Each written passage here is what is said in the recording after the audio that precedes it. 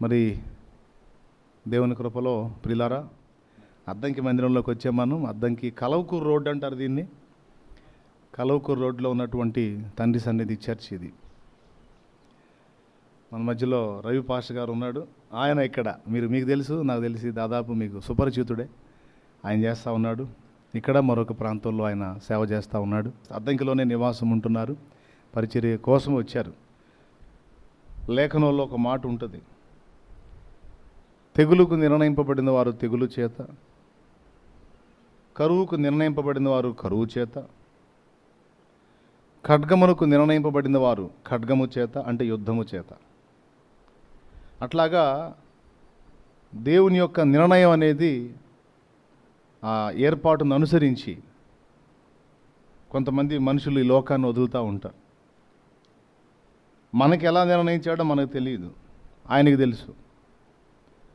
వెళ్ళిపోయిన వాళ్ళని బట్టి మనం చూస్తే ఏమర్థమైందంటే ఈ తెగులు ద్వారా వాళ్ళకి దేవుడు నిర్ణయించాడు, ఆ నిర్ణయ కాలం పూర్తయింది, ఇంక వెళ్ళిపోయారు అని. అదే తెగులు మిగిలిన వాళ్ళ దగ్గర కూడా సంచరిస్తుంది, కానీ ప్రాణం తీయలేకపోతుంది. కొంతమంది విషయంలోనేమో అది ప్రాణం తీస్తుంది, కొంతమందిని ఏమీ చేయటల్లా. అందుకే దీనికి అసలు భయపడాలా, లేకపోతే లెక్క చేయకుండా తిరగాల? లెక్క చేయకుండా తిరుగుదామంటే కొంతమంది ఎగిరిపోతున్నారు, అలాగని భయపడదామంటే కొంతమందికి అసలు ఏమి కావటల్లా. సో దీన్ని బట్టి అర్థమవుతుంది ఏంటంటే, ఎవరైనా ఎఫెక్ట్ అయ్యారు అంటే దేవుడు వాళ్ళకి తలుపు తెరిచాడు అని అర్థం. వచ్చేసేయండి ఇక. ఎందుకంటే చెప్పాడు కదా, ప్రకటన గ్రంథం 1:18, మొదటి వాడను కడపటి వాడను నేనే, మృతుడనైతిని కానీ ఇదిగో యుగయుగములు జీవించుచున్నాను. మరణము యొక్కయు పాతాళ లోకము యొక్కయు తాళపు చెవులు నా స్వాధీనంలో ఉన్నవి. ఒక మనిషి ఇక్కడ నుంచి దాటి వెళ్ళాలి అంటే ఆయన అనుమతి తప్పనిసరి. అర్థమైందా? ఒక మనిషి మృతి పొందాలన్నా ఆయన అనుమతి కావాలి, పరదేశికి వెళ్ళాలన్నా ఆయన అనుమతి కావాలి, పాతాళానికి పోవాలన్నా ఆయన అనుమతి కావాలి. ఎందుకంటే 2 తాళపు చెవులు నా స్వాధీనంలో ఉన్నవి అన్నాడు. అంతేకాదు మత్తయి సువార్త 28:19 మనం కానీ చూడగలిగితే ఆ కింది వచనాలను చూస్తే, పరలోకమందును భూమి మీదను నాకు సర్వాధికారం ఇవ్వబడి ఉన్నది అనే మాట మాట్లాడతాడు. సర్వాధికారం అన్నప్పుడు ఇక అన్నిటి మీద అధికారం ఉంది ఆయనకి. మరణం మీద కూడా అధికారం ఉంది, దురాత్మల మీద అధికారం ఉంది, మన సమస్యల మీద అధికారం ఉంది, అన్నిటి మీద అధికారం ఉంది. ఆయన సెలవు లేకుండా ఏది మనల్ని జయించడానికి వీలు లేదు. అందుకే 2 వ్యక్తులు ఒకే ఇంట్లో, ఒక వ్యక్తి ఆ సమస్యతో ఈ తెగులు చేత కన్ను మూస్తే ఒక వ్యక్తికి ఏమీ కాకుండా ప్రశాంతంగా ఉన్నారు. ఇది ఏమర్థం అవుతుంది అంటే, కన్ను మూసినటువంటి వ్యక్తికి దేవుని అనుమతి జరిగింది, ఇంకా ఆ పరిస్థితి రాని వ్యక్తికి ఇంకా కొంత సమయం ఇవ్వబడింది. ప్రసంగి గ్రంథం 3వ అధ్యాయం 1 నుంచి చదివితే, ఆకాశము క్రింద జరుగు ప్రతి కార్యమునకు ఒక సమయము కలదు అనే మాట మాట్లాడతాడు. అందులో అనేక సంగతులు మాట్లాడతాడు. విత్తనాన్ని విత్తడానికి, పంట కోయడానికి సమయం ఉంది, నవ్వటానికి ఒక సమయం ఉంది, ఏడవడానికి ఒక సమయం ఉంది, దుఃఖపడుటకు ఒక సమయం ఉంది, దుఃఖపడుట మానుటకు ఒక సమయం ఉంది, రాళ్లను ఏరుటకు ఒక సమయం ఉంది, పడవేయటకు కుప్ప వేయటానికి ఒక సమయం ఉంది, మొత్తం పడవేయటానికి ఒక సమయం ఉంది. ప్రతి దానికి సమయము కలదు, సమయము కలదు అంటాడు. ఆయన సమయం ప్రకారం కొంతమందిని ఉంచాడు, ఆయన సమయం ప్రకారం కొంతమందిని తీసేశాడు. వెళ్ళినోళ్ళు ఏదో బాధపడుతున్నారు, వేదన పడుతున్నారు అన్న చింత లేదు. మనకంటే ఎక్కువైన ఆనందంలో, సంతోషంలో వాళ్ళు ఉన్నారు, దుఃఖంలో అయితే లేరు.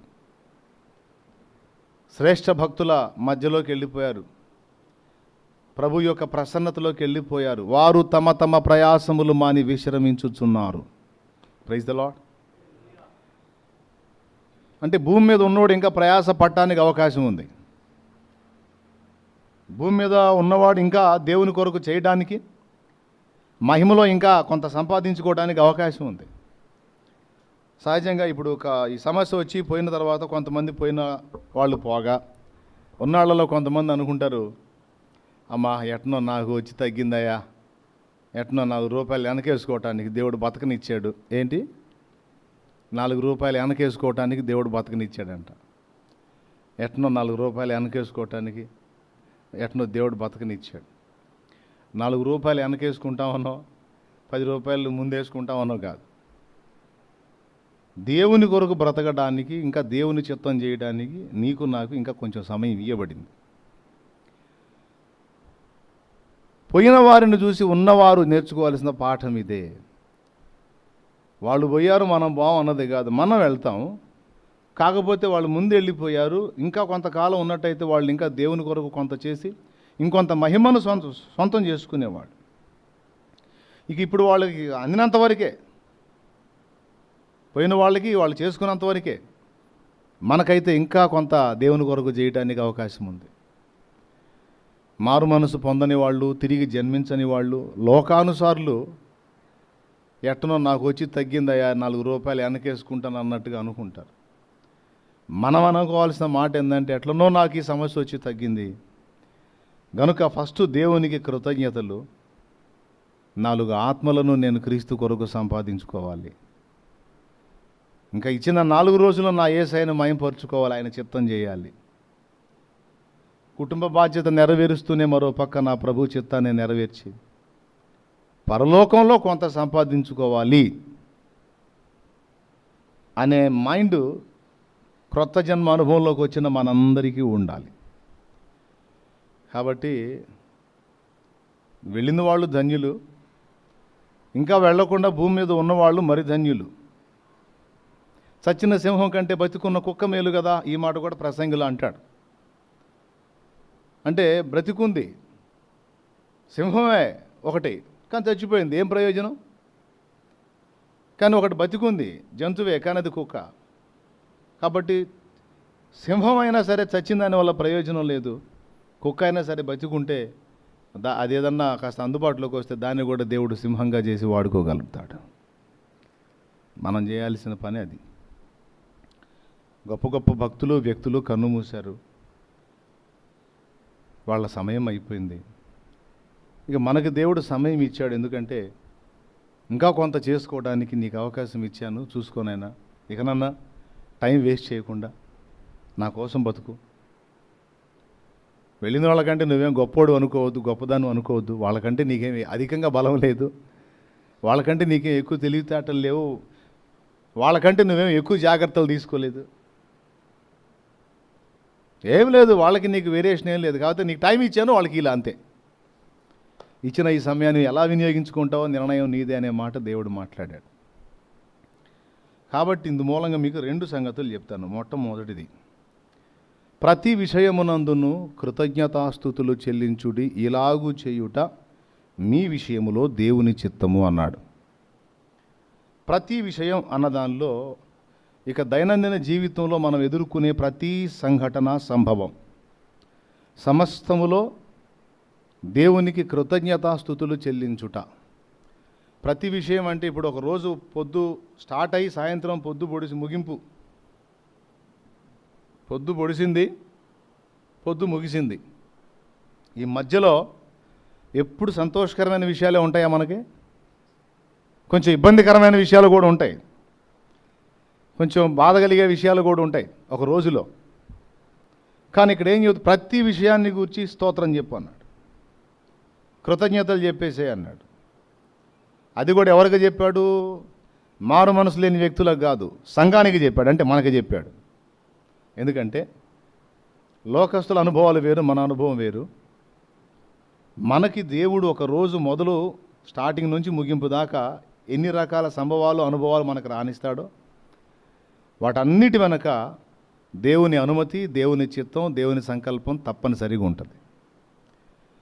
సింపుల్గా ఒకే ఒక మాట చెప్పాలంటే, మేలు కలగటానికి అన్నీ మీకు సమకూడి జరుగుతున్నాయి.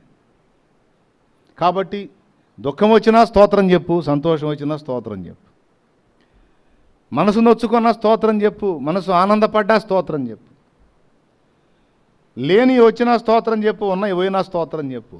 ఉన్నాయి పోయినాయి అంటే సంకల్పం, అది లేని వచ్చినాయంటే దేవుని సంకల్పం. స్తోత్రం అన్నిటి వెనక మన మేలే ఉంది. ఎందుకంటే ఆయన రక్తం చేత విమోచింపబడి కడగబడి మన జీవితాలు ఆయన చేతికి అప్పచెప్పుకున్నాం కదా. ఇక ఏది రప్పించినా ఆయన ప్లాన్ ప్రకారం అన్నీ మనకు అనుమతిస్తాడు. కాబట్టి దేన్ని గూర్చి భయపడకుడి, దేన్ని గురించి కూడా కృంగిపోకండి. ఎల్లప్పుడూ సంతోషంగా ఉండండి, ప్రతి విషయాన్ని గురించి ప్రార్థన చేయండి, ప్రతి విషయమందును కృతజ్ఞతాస్తుతులు చెల్లించండి అన్నాడు. మనల్ని బతకనిచ్చాడు, కృతజ్ఞతలు. కొంతమందిని తీసుకున్నాడు, కృతజ్ఞతలు. దేవుడు ఒకవేళ కొంతమందిని తీసుకుని ఉంటే అందులో మనవాళ్ళు ఎవరైనా ఉంటే వాళ్ళని బట్టి కూడా స్తోత్రం.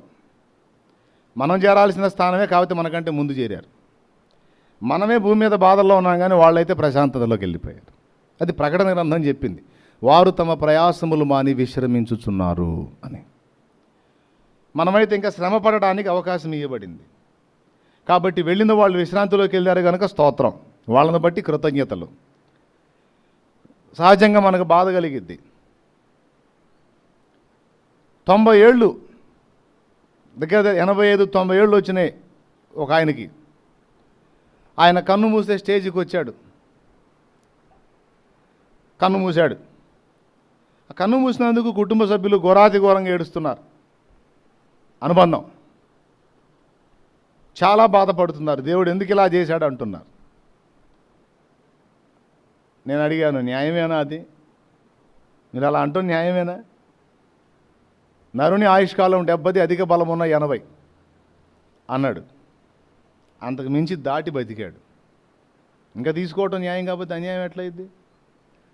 అసలు ఆయన ఇష్టం ఎప్పుడైనా తీసుకుంటాడు. అడిగేదానికి నీకు నాకు ఎక్కడుంది? ఒకటి. రెండవది, అరే ఈ బాధల బంది నుంచి బయటపడి ప్రశాంతతలోకి వెళ్ళిపోతే ఆ పోయినోడిని పోయాడని బాధపడుతున్నావు. ఇంతకు పోయాడనా? నీకు అందుబాటులో లేకుండా పోయాడనా? లేకపోతే ఇక్కడ పడాల్సిన బాధలు తప్పించుకొని పోయాడనా? ఎందుకు ఎడుతున్నావు నువ్వు?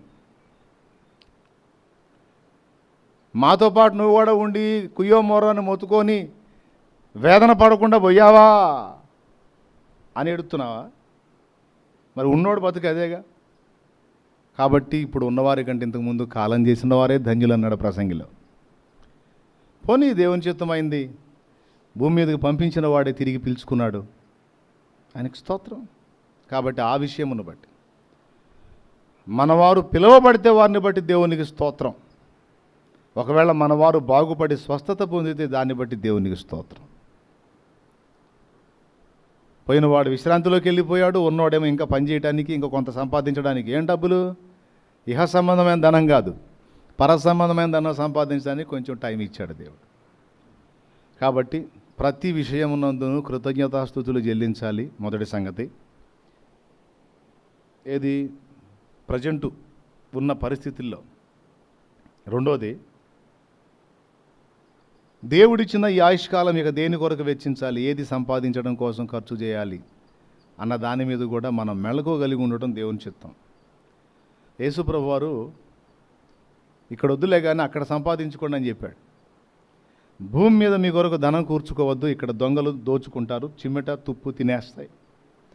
పరలోకంలో మీకు ధనం సంపాదించుకోండి అన్నాడు. అక్కడ అక్షయమైన ధనం, అది ఎప్పటికీ నశించదు అన్నాడు. అంటే అక్కడ కూడా బ్యాంక్ బ్యాలెన్స్లు ఉంటాయా? అక్కడ కూడా కరెన్సీ ఉంటుందా? వెండి బంగారాలు ఉంటాయా? అంటే పరలోకంలో మనకి ఇవ్వబడే ధనం మహిమ, శాశ్వత మహిమ. కాబట్టి గొప్ప తెగులు తాకిడి నుంచి తప్పించుకొని కాపాడబడ్డవాళ్ళు కావచ్చు,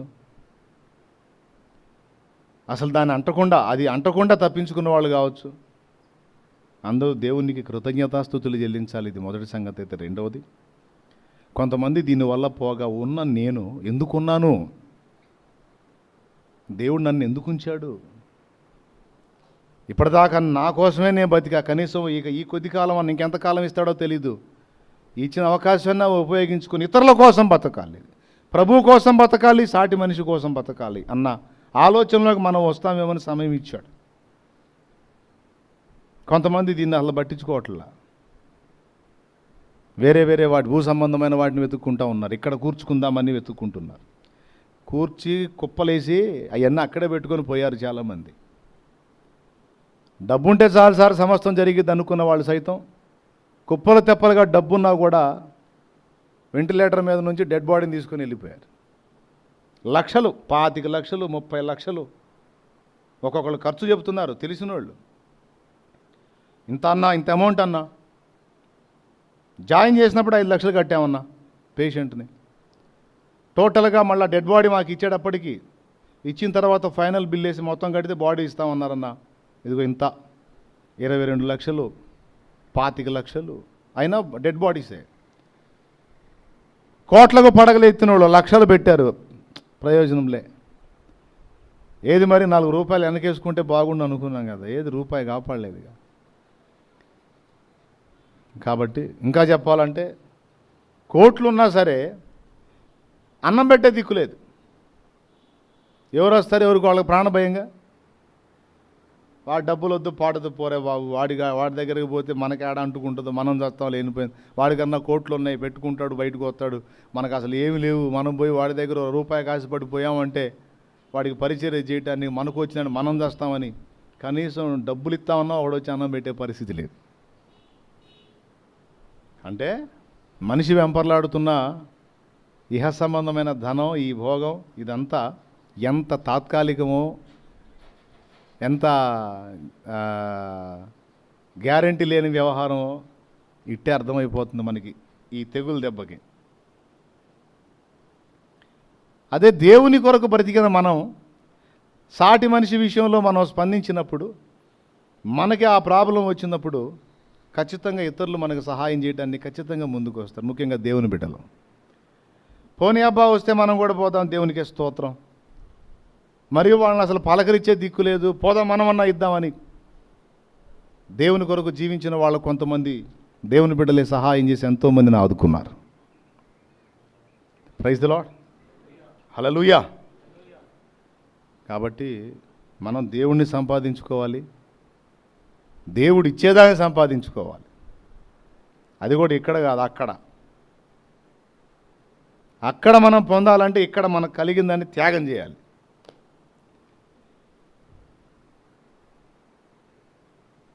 నాకెందుకండి ఎండకే, శుభ్రంగా గుక్కిడి తిని గూట్లో పడి ఉండొచ్చుగా. ఆ చర్చి తిరుగుతున్నా. ఎందుకు అంటే ఏదో ఒక విధంగా కొంతమందిని ప్రభావితం చేయవచ్చుగా. ఇప్పుడు ఇందులో మాట్లాడుతున్నా, ఇళ్లలోనే కూర్చొని వింటారు, ఎక్కడో కూర్చుని వాళ్ళు వింటారు. కానీ ఏ గుండెలో ఏ వేదన ఉందో, ఏ మాటతో ఎవరిని దేవుడు ఎలా బలపరుచుకుంటాడో. ఈ ప్రయాస అయితే ఒట్టిగా పోదుగా, ఈ కష్టమైతే వృధా పోదుగా. ఇది దేవుని కోసం, దేవుడు అప్పచెప్పిన ఆత్మల కోసం. మరి ఇంకా దేనికోసం? కనుక దేవునికి స్తోత్రం. కాబట్టి తెగులు తప్పించుకున్న వాళ్ళందరూ కూడా చూశారు. కాబట్టి ధనవంతుల గతి, దరిద్రుల గతి, అందగాళ్ల గతి, ఆటగాళ్ల గతి, పాటగాళ్ల గతి, పోటుగాళ్ల గతి, నీటుగాళ్ల గతి, కేటుగాళ్ల గతి, అందరి గతి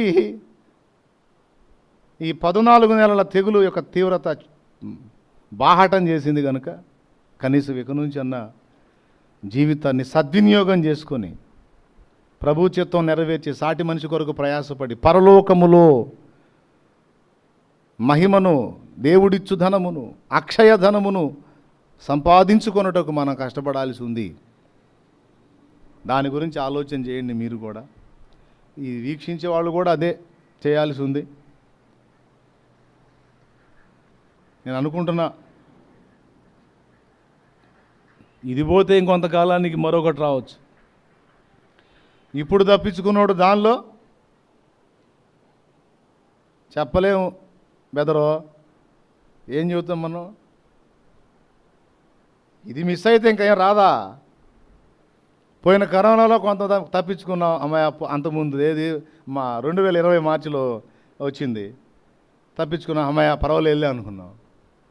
2021లో అప్పుడు మిస్ అయిన వాళ్ళు కొంతమందిని ఇప్పుడు వేసింది. ఇప్పుడు అమ్మ తప్పించుకున్నా, పర్వాలేదు, స్తోత్రం, యేసయ్య అట్లా బతికిచ్చాడు, కాస్త లోకాన్ని ఇంకా అనిపించవచ్చు అనుకుందాం. ఏమో నెక్స్ట్ రౌండ్లో చెప్పలేం.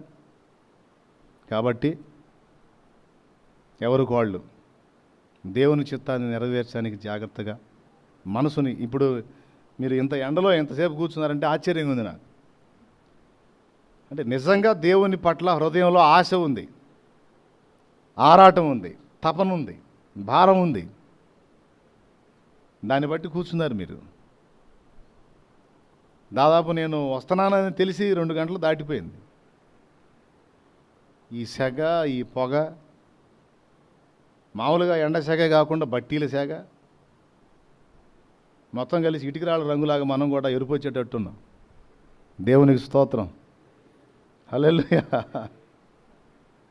అయినా సరే కాచుకొని అలాగే, అంటే దేవుని కొరకు ఆకలి, ఆశ. చాలా సంతోషం. నేను నమ్ముతున్నా, తప్పకుండా దేవుడు మిమ్మల్ని దీవిస్తాడు, తప్పకుండా దీవిస్తాడు. ఎంతమంది వచ్చారు, ఎంతమంది ఉన్నారు అన్నది కాదు, ఉన్న గుండెల్లో ఎంత ఆశ ఉంది, దేవుని కొరకు ఎంత ఆరాటం ఉంది. దైవజనుడు వస్తున్నాడంటే ఎంత నిరీక్షణ. నేను గొప్పవాడినే కాదు కాదు, నాకు ఆయన తోడై ఉన్నాడు, నాతో ఆయన సన్నిధి ఉందని గుర్తెరిగి కాచుకున్నారు. ఆయన ఆశించే కాచుకున్నారు, కానీ నన్ను ఆశించి కాదు. అవునా కాదా? నన్ను ఆశించా, ఆయన ఆశించా, శబాష్ ఆయనే. గనుక ముందు తప్పించుకుందాంలే అనుకున్నోడు ఇప్పుడు రౌండ్లో పోయాడు, ఇప్పుడు తప్పించుకుందాంలే అనుకున్నోడు ఈసారి రౌండ్లో చెప్పలేదు. గనుక దేవుడు ఇచ్చిన జీవితాన్ని బట్టి స్తోత్రం చెప్పడం, బతకనిస్తే దేవుని కొరకు బతకడం, పిలిస్తే దేవుని దగ్గరకు చేరటం, ప్రతి విషయాన్ని బట్టి స్తోత్రం చెప్పడం. ఎందుకంటే ఫస్ట్ అయితే ప్లస్ ఏంటంటే యేసు రక్తంలో కడగబడ్డాం, పరిశుద్ధపరచబడ్డాం, బాప్తీసం పొందాం, మారు మనసు పొందాం, దేవుని వెంబడిస్తున్నాం. ఇది ఫస్ట్ ప్లస్ మనకి. ఇక ఏమన్నా చేయని ఆయనకే స్తోత్రం. కాబట్టి మీరు దేని గురించి భయపడక, విశ్వాసమును బట్టి ధైర్యం తెచ్చుకొని, దేవుడు మీకు ఇచ్చిన కాలాన్ని సద్వినియోగం చేసుకోండి, సమయాన్ని సద్వినియోగం చేసుకోండి. నేను ఈ టైముని ఎలా వెచ్చిస్తే దానికి శాశ్వత ప్రయోజనం ఉంటుంది. ఇప్పుడు నేను నా కాలాన్ని అలా వినియోగించుకుంటున్నా. నేను కూడా ఏముంది, మీలాగా జీవనోపాధి పని మార్గం వెతుక్కొని ఏదో 4 రూపాయలు సంపాదించుకొని భార్య బిడ్డలు చూసుకొని ప్రశాంతంగా గుక్కిడి తిని గూట్లో పడి ఉండొచ్చు. కానీ అంత మాత్రానికే నేను నా కాలాన్ని ఖర్చు చేస్తే, కేవలం దానికి మాత్రమే కేటాయించి దాని వరకే చేసుకొని ముగించాను అనుకో, నిత్యత్వంలో దేవుడు నాకు ఇచ్చేటువంటి ఉత్తమ బహుమానాన్ని పోగొట్టుకుంటా. చేసేదేదో చిన్న పనో పెద్ద పనో చేసుకొని కొంచెం సంపాదించుకొని కుటుంబాన్ని చూసుకొని హాయిగా రెస్ట్ తీసుకున్నాను అనుకో, ప్రాబ్లమే ఉండదు. ఇక్కడ హ్యాపీ, కానీ అక్కడే ఉండదు. నేను ఆలోచించింది ఏంటంటే, నా జీవితం ప్రతిరోజు, ప్రతి గంట, ప్రతి నిమిషం శాశ్వత ప్రయోజనం కలిగే విధంగా ఖర్చు చేసుకోవాలి. శాశ్వత ప్రయోజనం అంటే ఇక్కడొక్కటే కాదు, రేపు దేవుని దగ్గరికి వెళ్ళిపోయినా కూడా ఇక్కడ జీవించిన జీవితం తాలూకు ప్రయోజనం అక్కడ అనుభవించాలి. అర్థమైందా? మళ్ళీ చెప్పేదా? ఏమో మీరు అసలు ఏం స్పందించట్లేదు. ఒకరోజు పొద్దున్న నుంచి సాయంత్రం దాకా వర్క్లో ఖర్చు పెట్టాం బెదరు, అయిపోయింది. సాయంత్రం ఒక ముద్ద తిన్నా నిద్రపోయాం, మళ్ళీ మరుసటి రోజు లేచాం, మళ్ళీ ఏదో ఒకటి చూసుకున్నాం, టైం అంతా దానికే ఖర్చు పెట్టేశాం. ఇట్లా రోజు కుటుంబ పోషణ కోసమే మనం టైం అంతా వెచ్చించాం. ఒకరోజు వచ్చింది, కన్ను మూసాం, ఇది కాకపోతే ఇంకొకటి, వెళ్ళిపోయాం. వెళ్ళినాక దేవుని ముందు నిలబడతాం. నిలబడ్డప్పుడు ఏమంటాడు? పొద్దున్న లేచిన కాడ నుంచి సాయంత్రం దాకా కుటుంబం కోసం మామూలుగా కష్టపడలేదు బిడ్డ, దా బహుమానం ఇస్తా అంటాడా? అయ్యా అంటాడా? అమ్మ పాపం భార్యకి భలే చీరలు కొనిపెట్టావు నాయన, బంగారం కూడా కొనిపెట్టావురా, ఎంత ప్రేమ నీకు, దయ్యా బహుమానం ఇస్తుందా అంటాడా? అవునరా, నీకు ఊడిగం చేస్తుంది కాబట్టి చేపించావు అన్నీ. ప్రభా మా ఆవిడికి బంగారం చేపించా ప్రభా రాత్రి పగులు కష్టపడి అంటే, అవునయ్యా నువ్వు కష్టపడి ఇంటికి వస్తే కాళ్ళు ఒత్తుతుంది కాబట్టి చేపించావు. ఆహా, అన్నీ వండి పెడుతుంది కాబట్టి చేపించావు. కొత్త కొత్త వస్తువులు తీసుకొచ్చి ఇస్తే ఇంకా రకరకాల వెరైటీలు వండి పెడుతుంది కాబట్టి, ఇంకా ఎక్కువ ప్రేమ చూపిస్తుంది కాబట్టి చేసి పెట్టావు. త్యాగం ఏముంది నాయన? ఓహో, అట్టయితే పిల్లల సంగతి ప్రభువా?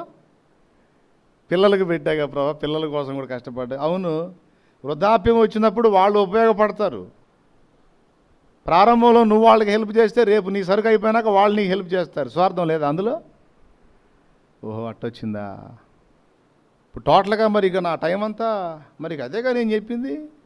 ఆ షాలేం రాజు అనే వాడిని పంపించి మరి నేను చెప్పించింది అదేగా. దేవునికి స్తోత్రం కలుగునుగాక. అట్లన్నా ప్రభా, ఇప్పుడు ఇక దీనికేం లేదా? పరలోకం వచ్చావు సార్లే ఊరుకో, అంతేనా ప్రభా? ఇక బహుమానం ఏముండదా? లేదు నాయన, నిన్ను వలె నీ పొరుగువానిని ప్రేమించి నా చిత్తము నెరవేర్చి నన్ను మహిమపరచుటకు నశించిపోతున్న ఆత్మల రక్షణ కొరకు నువ్వేం చేశావు చెప్పు. అదైతే ఏం చేయలేదులే ప్రభు, ఆదివారం పూట మాత్రం చర్చికి పోయాను, దానికి తగ్గట్టు ఇదిగో ఈ మేలు నీకు చెప్పు అంటాడు. అంటే నువ్వు పొద్దున్న లేచి సాయంత్రం దాకా తిప్పలు పడి దానివల్ల వచ్చే ప్రయోజనం నీకు అక్కడ ఉండట్లా. ఇక్కడ తెల్లారుతుంది కానీ అక్కడేం ఉంటల్లా. ఇది ఆలోచించుకొని నేను చేసిన పని ఏంటంటే, ఈరోజు నేను అచ్చంగా సేవకు వచ్చినానని చెప్పడం కాదు. ఇదేమో మట్టితో చేసే ఇటుకలు, నేను సిమెంట్తో చేసే ఇటుకల పని చేశా కార్ఖానా పెట్టి. పొద్దున్న నుంచి సాయంత్రం దాకా బండ చాకిరి. ఇది కాదు, ఇది జాలదా చాకిరికి. మట్టి చలవ, హాయిగా రాళ్ళు కొట్టడం, ప్రశాంతంగా. బట్టి వేసేటప్పుడు కొంచెం సెగ, అది అట్ట కాదు. ఒక మిషన్ పెట్టి రాయి తయారు చేయాలంటే ఎక్కువ కాస్ట్, అంత పెట్టుబడి లేక బాక్సులు తయారు చేయించి హ్యాండ్స్తో కొట్టాను, చేతులతో. మాల్ మిక్సింగ్ కానీ, బాక్స్కి నింపుకోవటం కానీ, అంతా ఒక మిషన్లో కొడితే రాయి ఎంత స్ట్రెంత్ వస్తుందో అంత స్ట్రెంత్ వచ్చేటట్టు దాన్ని రెడీ చేయడానికి ఎంత చాకిరంటే ఇలాగ అయిపోయాను నేను. ఈ పొట్టపోయి వెన్ను గరుచుకుంది. అంత చాకిరి చేసి మళ్ళీ ఊరుకో సాయంత్రం కాస్త స్నానం చేసి ఆ టీవీ పెట్టుకొని కాసేపు టైం పాస్ చేయటమో లేకపోతే హాయిగా నిద్రపోవటం చేయలా. అన్నానికి దిగినప్పుడు మధ్యాహ్నం గ్యాప్లో ఎవరన్నా అవకాశం దొరికితే వాళ్ళకి దేవుని గురించి చెప్పి వాళ్ళకి దేవుణ్ణి ప్రకటించేవాడిని. సాయంత్రం వేళ సమాజానికి దేవుని గురించి ప్రకటించడానికి కుటుంబాన్ని కూర్చోబెట్టుకొని ప్రార్థన చేసి ఇతరులను ప్రభావితం చేయడానికి తిప్పలు పడేవాడు. గ్యాప్ని పోనీయకుండా ఒక పక్క కష్టపడి ఉపాధి చేసుకుంటానే ఆ మిగిలిన గ్యాప్లో దేవుని పని చేయడానికి తిప్పలు పడ్డా. ఎందుకట్లా? కష్టపడి సంపాదించిందేమో భార్యా బిడ్డలకైతే ఆ సెక్షన్ అయిపోయిన తర్వాత ఇక మిగిలిన సెక్షన్ అంతా దేవుని కొరకు. ఏమంటారు? అది ఇక తర్వాత పరిచర్య విస్తరించింది. ఇక నేను అది ఆపాల్సి వచ్చింది, లేకపోతే ఇప్పుడు కూడా చెప్తూనే ఉంది. నాకేం ఇబ్బంది లేదు, దేవునికి స్తోత్రం. కాకపోతే ఇక నేను ఆటలో ఉన్నాను అనుకో, ఇక ఆత్మలు బుస్ అయిపోతా. అందుకని దాన్ని కొంచెం పక్కన పెట్టి దేవుని పని మీద మైండ్ పెట్టా. ఇది మీకెందుకు చెబుతున్నానంటే, మీరు నాలాంటి వాళ్ళే కాబట్టి దేవుడు బతకనిచ్చాడు, ఛాన్స్ ఇచ్చాడు కనుక టైం వేస్ట్ చేసుకోకండి. ఎన్ని రోజులు బతుకుతామో తెలియదు, బతికిన 4 రోజులు మాత్రం దేవుని కోసం బతికాం అని సంతోషంగా కన్ను మూసేటట్టు జాగ్రత్త పడాలి. ఊపిరి పోయేనాడు కూడా నేను పుట్టాను, చచ్చిపోతున్నాను, ఒట్టిగా పోవట్లేదులే, కొంత దేవుని కొరకు చేశాలే అని తృప్తిగా కన్ను మూయాలి. అయ్యో నేను ఏం చేయలేదే, ఇప్పుడు పోతున్నానే, ఈ భార్య రాదు, ఈ బిడ్డ రాడు, ఈ కుటుంబం రాదు.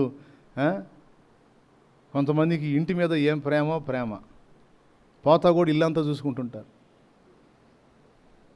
హైదరాబాద్లో నాకు తెలిసిన తల్లిలో ఒక ఆమె ఉంది. అవసాన దశకు వచ్చింది, మంచంలో వండుకోబెట్టారు, ఫైనల్ స్టేజ్లో ఉంది, చివరి శ్వాసలో ఉంది. పలకరీయడానికి వస్తున్నారు బంధువులు, వచ్చిన వాళ్ళల్లా చూడటం అంటుంది.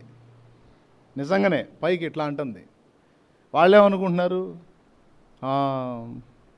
చూడు చెబుతుంది, వెళ్తున్నానని చెబుతుంది. ఎవరు శాశ్వతం లేమ్మా, నువ్వు ముందు మేము వెనక, చేసేది ఏముందిలే. ఆమె ఏమంటుంది, అంటుంది. అంటే ఏంది? ఒరే మీకు అట్ట అర్థమైందా? అది కాదు, వేరే విషయం అని ఏం చెబుతుంది, మీరు దాన్ని పట్టించుకోవట్లేదు. పాపం ఏందో చెబుతుందంటే మైండ్ పోయిందిలే, నిన్నటి నుంచి అంతే అంటుంది. ఆహా, అయిపోయిందిలే అందుకని అంటాను. ఎవరన్నారా అని ఆ వ్యక్తిని ఇట్లా అంటాం, పైకి చూపించటం. 3 రోజుల నుంచి అంతే అంటుంది. 4వ రోజు మీలాంటి తెలివైనోడు వచ్చాడు. వచ్చి ఏంది నువ్వు చెప్పేది ఏంటంటే పైకి చూపిస్తూ ఉంది.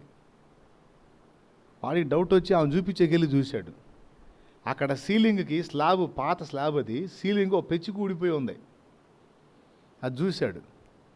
ఆ సీలింగ్ పెచ్చి కూడిందంటావా అన్నాడు. అంది. నిజంగా అండి. అంటే ఏం చెబుతుందంటే, ఈ ఇంటిని నేను బాగా చూసుకున్నాను, నా పని కొంచెం బలహీనమైంది, సీలింగ్కి సిమెంట్ పెచ్చికి ఊడింది, కాస్త మాలు పెట్టించండి. అరే ఊపిరి పోతుందేడా, అయినా సరే ఇంటిని సంకలో పెట్టుకొని పోయిద్దా? కొంతమందికి అదో పిచ్చి,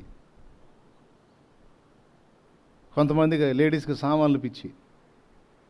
సామాన్లు ఊరక రుద్ది రుద్ది రుద్ది రుద్ది కడిగి వరసగా పేర్చి తెగ చూస్తూ ఉంటారు. దేవునికి స్తోత్రం. కొంతమందికి బంగారం పిచ్చి, తడవకి బీరువా తీసేదైనా అవన్నీ చూసుకునేది, మళ్ళీ అందులో పెట్టి తలిపే. ఎయ్యిరావు నేను చెప్పినట్లుగా దేవుని కొరకు సమయం వెచ్చించాలి. వెళ్ళిపోయేనాడు ఏది ఎవరు తోడు రారు. దేని కొరకు మనం తపన పడ్డా అది మనతో కూడా రాదు. అందరికీ తెలిసిందే. అయినా మళ్ళీ ఒక్కసారి మనకు అవకాశం ఇచ్చాడు కనుక టైంని దేవుని కొరకు కేటాయించండి. ఊపిరిపోయేనాడు ఎట్లా పోవాలి చెప్పండి అందరం? స్లాబ్కు పెచ్చి కూడింది అనుకుంటా పోవాలా? ఈ సామాన్లన్నీ ఎవరు తీసుకుంటారో అనుకుంటా పోవాలా? ఆ బీరువాలో ఏమవుతాయో అనుకుంటా పోవాలా? ఎలా పోవాలి? ఊపిరిపోయేనాడు వా. దేవుడు నన్ను భూమి మీద పుట్టించినందుకు నా సృష్టికర్త సంతోషం కోసం కొంత చేయగలిగాను. సమాజంలో ప్రజలకు కొంత మేలు చేయగలిగాను. కొందరి విషయంలో కీడు చేసినా కొందరి విషయంలో మేలు చేయడానికి అవకాశం ఇచ్చాడు. తెలియని దినాల్లో ఒకవేళ ఇతరులకు కీడుగా నేను బ్రతికిన, నా యేసయ్య నాకు తెలియజేసిన తర్వాత నేను మేలుగా మారాను, కొంత చేశాను. దేవా నువ్వు నన్ను తీసుకున్న నాకు హ్యాపీయే అని తృప్తిగా ప్రాణం వదిలే మెట్టులోకి మనం రావాలి. ఏమంటారు? అట్లాంటి కృప, అలాంటి సంతృప్తి, అలాంటి అర్థవంతమైన జీవితం, నిరర్థకమైన జీవితం కాదు, అర్థవంతమైన జీవితం జీవించినట్లు పరిశుద్ధాత్మ మనకు శక్తిని అనుగ్రహించుగాక, ఇంకా ఆయుష్ను అనుగ్రహించుగాక ఆయన చిత్తంలో. ఆమెన్. ప్రార్థన చేసుకొని మనం ముగించుకుందాం. ప్రేమగల పరిశుద్ధ తండ్రి, నీకు వందనాలు. నీ దయాపూర్వక సంకల్పాన్ని బట్టి మమ్మల్ని ఇక్కడ సమకూర్చావు. ఒకే ఒక ప్రాముఖ్యమైన విషయం చెప్పావు. సమయాన్ని వ్యర్థపుచ్చుకోవద్దు, అర్థవంతంగా బ్రతకండి, దేవుని యొద్ద బహుమానం పొందే జీవితం జీవించండి. కన్ను మూసేనాడు తృప్తిగా కన్ను మూయటానికి, వేదనతో కన్ను మూయటానికి కాదు, సంతృప్తిగా కన్ను మూయటానికి అనుకూలమైన జీవితాన్ని జీవించండి అని నువ్వు స్ట్రైట్గా మాట్లాడావు. నీకు వందనాలు తండ్రి. ఈరోజు నా ప్రభావ మేము జీవించి ఉన్న మాతో కూడా ఉన్నారు కొందరు లోకాన్ని వదిలిపెట్టి వెళ్ళిపోయారు. వెళ్ళిన వాళ్ళు వెళ్ళిపోగా ఉన్న మేము స్థిరులం కాదు నాయన. మాకు సమయం వచ్చినప్పుడు మేము వెళ్ళాల్సి ఉంటుంది కనుక కొందరిని తీసుకున్నా, మమ్మల్ని అయితే భూమి మీద ఉంచావు. మాకు ఇంకా టైం ఇచ్చావు, అవకాశం ఇచ్చావు కొంత సాధించడానికి. శక్తి నీవు, ప్రేరణ నీవు బలపరచు. ఈ మాటలు పదే పదే మా మనసుల్లో స్థిరపరిచి జీవితాన్ని నీ చిత్తము నెరవేర్చుటలో సార్థకం చేసుకోవడానికి సహాయం చేయమని యేసునామమున వేడుచున్నాం తండ్రి. ఆమేన్. తండ్రి అయిన దేవుని ప్రేమ, కుమారుడు యేసయ్య శాశ్వత కృప, పరిశుద్ధాత్మ దేవుని మనోహర దివ్య సహవాసం సన్నిధి సమకూడిన మనకు సకల పరిశుద్ధులకు, సార్వత్రిక సంఘమంతుడికి, మరి ముఖ్యంగా అద్దంకిలో జరుగుతున్న ఈ సేవా పరిచర్యకును, దైవజనుని కుటుంబానికి, పరిచారకులకును, వారి కుటుంబాలకును, సంఘ బిడ్డలకును వారి కుటుంబాలకును సదా తోడై నిత్యత్వంలో మనందరం చేరు పర్యంతములను నడిపించును గాక. ప్రవేశ రక్తమునకు జయ, ప్రవేశ రక్తమునకు జయ. యేసు నామమునకు సంపూర్ణ విజయం కలుగును గాక. ఆమేన్. Praise lord. మీ అందరికీ వందనాలు. జీవితాన్ని ఎలా సార్థకం చేసుకోవాలి? కష్టపడాలి, భార్య బిడ్డలను బతికించుకోవాలి, అదే టైంలో సృష్టికర్త చిత్తం కూడా నెరవేర్చాలి. ఆమేన్. ఆడవాళ్ళైతే మీరు ప్రార్థన చేయటమా, ప్రకటించటమా, ఇతరులకు దేవుని గురించి పరిచయం ఏదో ఒకటి, సన్నిధిలో పరిచర్య ఏదో ఒకటి, ఒట్టిగా మాత్రం రేపు వెళ్ళకూడదు, అక్కడికి తృప్తిగా పోవాలా. ఇరిమి అన్న మీకు తెలుసా? ఇరిమి అన్న, మాచాల ఇరిమి అన్న, రంగు రంగుల ఆకర్షణలే విత్తనాలయేనా, రాకాసి ముఖల స్నేహాలే నీకు ఉరులుగా మారేనా, ఆకలి తీర్చగా చల్లినను కలు కావే చెల్లెమ్మ, ఆశతో నీవు వెళ్ళి వాలితే ఉరులే చెరలమ్మ. ఏం పాటిది? కళ్ళ ఎరుగని తెల్ల పావురమ పై పైకి గిరావా. ఈ పాట రాసిన రచయిత ఇరిమి అన్న, మాచల్ ఇరిమి అన్న. ఇంకా కొన్ని నెలలకి దేవుని దగ్గరికి చేరతాడనగా ఒకరోజు నాతో కూర్చున్నాడు. కూర్చొని, అయ్యా నేను ఎప్పుడు పోతానో తెలీదు, ప్రభు ఎప్పుడు పిలుస్తాడో తెలీదు, కానీ కన్ను మూసేనాడు. వేదనతో, దుఃఖంతో, బాధతో కన్ను మూయకూడదు, తృప్తికరంగా కన్ను మూయాలయ్యా. నా తండ్రి ఇంటికి, సొంత ఇంటికి వెళుతున్నప్పుడు కలిగే ఆనందానుభూతులతో, నా దేవుని కొరకు కొంత చేయగలిగిందన్న తృప్తితో నేను ఇక్కడి నుంచి వెళ్ళిపోవాలయ్యా, నా ఆశ తమ్ముడా అన్నాడు. ఆ మాట నాకు ఇప్పటికీ గుర్తుంది. ఇక్కడ నుంచి కన్ను మూసేటప్పుడు దేవుని కొరకు కొంత చేయగలిగాను, ఎంతో కొంత చేయగలిగానన్న తృప్తితో కన్ను మూయాలి. బాధతో, వేదనతో, అయ్యో ఏమీ చేయలేకపోయానే అన్న వేదనతో నేను వెళ్ళకూడదు, భయంతో, దుఃఖంతో వెళ్ళకూడదు, సంతోషంతో కన్ను మేలు సంతోషంగా వెళ్ళిపోవాలి తండ్రి దగ్గరికి అని ఏదో వేదాంత ధోరణిలో ఆ మాట మాట్లాడాడు. అది అలానే నా మైండ్లో ఫీడ్ అయిపోయింది. నేను కూడా అలాగే జీవించాలి, నా ప్రభువు కొరకు కొంత చేయగలిగాను అనే తృప్తితో ఈ లోకాన్ని విడవాలి. ఒకవేళ రాకడ వరకు ఉంచితే అదే తృప్తితో ఎత్తబడాలి, రాకడకు ముందే మనల్ని పిలిస్తే అదే తృప్తితో వెళ్ళిపోవాలి అన్న ఆలోచన నా మనసులో ఉంది. అదే బిడ్డలారా మీకు చెప్పాను. మీరందరూ ఇంత తీవ్రమైన ఆసక్తి కనపరిచారు కనుక తప్పకుండా మీలో ఆ భారాన్ని గుర్తించాను. మీరు సార్థకం చేసుకుంటారని అనుకుంటున్నాను. దేవుడు ఆ కృప మనందరికీ దయచేయను కాక. ఆమెన్. మీ అందరికీ వందనాలు, శుభాలు. లైవ్లో ఉన్నవారు కూడా వందనాలు, దైవాశీస్సులు.